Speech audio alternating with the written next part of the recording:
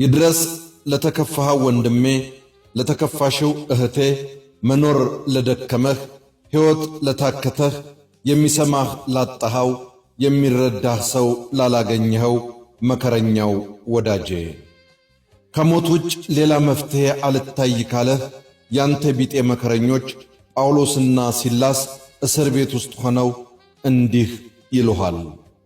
በራስህ ክፉ ነገር አታድርግ። አውቃለሁ ዙሪያው ገደል ሆኖብሃል። ምን ነው ባልተፈጠርኩ እስክትል ድረስ ተጨንቀሃል። ግን ይህ ስሜት ባንተ አልተጀመረም። ሰው ሆኖ ተፈጥሮ ኑሮ ያልመረረው ማን አለ? መሞት ያልተመኘስ ማን አለ? ሞት ያማረህ አንተ ብቻ መሰለህ? ስለምን ከማኅፀን አወጣኸኝ? ዓይን ሳያየኝ ምን ነው በሞቱ ያለውን ጻድቅ ኢዮብን አልሰማህም? ከአባቶቼ አልበልጥምና ነፍሴን ውሰድ ብሎ እንዲሞት የለመነውን ኤልያስን አላየኸውም? ዮናስስ አሁንም አቤቱ ከሕይወት ሞት ይሻለኛልና እባክህ ነፍሴን ከኔ ውሰድ አለው ሲል አልሰማኸውም? ዳዊት ለምን እንደዚህ አዝናለሁ? ለምንስ እንደዚህ እጨነቃለሁ? ተስፋዬና በእግዚአብሔር አደርጋለሁ፣ አዳኜና አምላኬ እንደገና አመሰግናለሁ ይላል። ሙሴ እጅግ ከብዶኛልና ይህን ሁሉ ሕዝብ ብቻዬን ልሸከም አልችልም። እንዲህ እስከምታደርገኝ በፊትህ ሞገስ አግኝቼ እንደሆነ አሁኑኑ ግደለኝ፣ የሚደርስብኝን ጥፋት አለይ ይላል። ኤርምያስ ከለቅሶ ብዛት የተነሣ ዐይኖቼ ፈዘዙ፣ ነፍሴም በጭንቅ ላይ ናት፣ ከሕዝቤ መደምሰስ የተነሣ በሐዘን ደቅቄአለሁ ይላል። ወንድሜ እመነኝ፣ ምክንያቱም ምን ይሁን ምን መኖር ያላስጠላው ሰው በታሪክ ፈልገህ አታገኝም። ሞት ሞት የሸተተው ልቡ የተሰበረ ብዙ ነው። አንተ ላይ ብቻ የደረሰ ልዩ ፈተና የለም። ለሰው ሁሉ ከሚሆነው በቀር ምንም ፈተና አልደረሰባችሁም። ነገር ግን ከሚቻላችሁ መጠን ይልቅ ትፈተኑ ዘንድ የማይፈቅድ እግዚአብሔር የታመነ ነው። ትታገሱም ዘንድ እንድትችሉ ከፈተናው ጋር መውጫውን ደግሞ ያደርግላችኋል ይላል መጽሐፍ አንደኛ ቆሮንቶስ 10-13 እንደተጻፈው። ምናልባት የልብህን መሰበር የሐዘንህን ጥልቀት አይቶ ምቹ ጊዜ አገኘሁ ብሎ ራስህን እንድትጎዳ ሰይጣን ሊገፋፋ ይችላል። እንዴት እንዲህ አይነት ሐሳብ በልቤ ይመጣል ቻለ ብለህ አትረበሽ።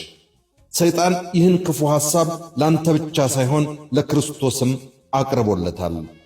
የእግዚአብሔር ልጅስ ከሆንህ ወደ ታች ራስህን ወርውር ብሎ ክርስቶስን እንኳን ማንነቱን ሳያውቅ ራሱን እንዲወረውር ሊገፋፋው የሞከረ ደፋር ነው። የእግዚአብሔር ልጅ የሆነ ሰው ግን ራሱን አይጎዳም።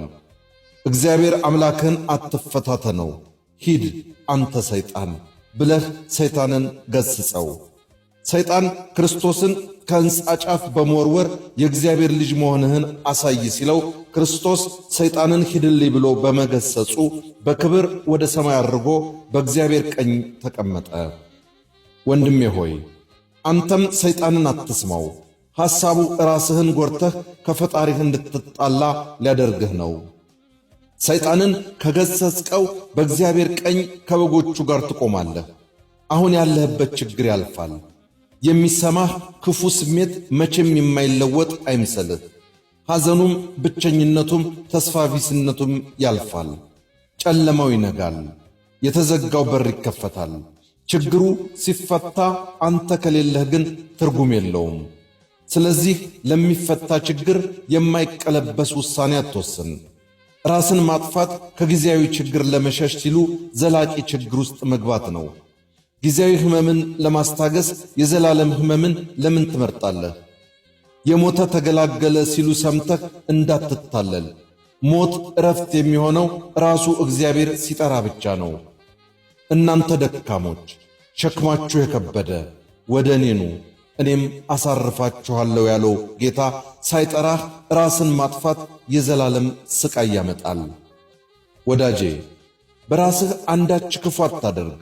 ፊልጶስ 4:6 ላይ እንደተጻፈው የሚያስፈልጋችሁ ነገር ቢኖር ምስጋና በተሞላበት ጸሎት እግዚአብሔርን ለምኑ እንጂ በምንም ሐሳብ አትጨነቁ የሚል አንደኛው ነው። የሕይወትህን ዋጋ ታውቅ ይሆን? አንተ እኮ የእግዚአብሔር ልጅ ላንተ ሲል የሞተልህ ነህ። ለፈውስህ የቆሰለ፣ ሊያከብርህ የተዋረደ፣ ሊያረካህ የተጠማ፣ ሊያለብስህ ራቁቱን የተሰቀለልህ የልዑል እግዚአብሔር ልጅ ነህ። ሃይማኖት ተስፋዬ እውነቱ እንዳዘጋጀው፣ በለጠ ሸቴ ዘሀገረ ኢትዮጵያ እንዳቀረበው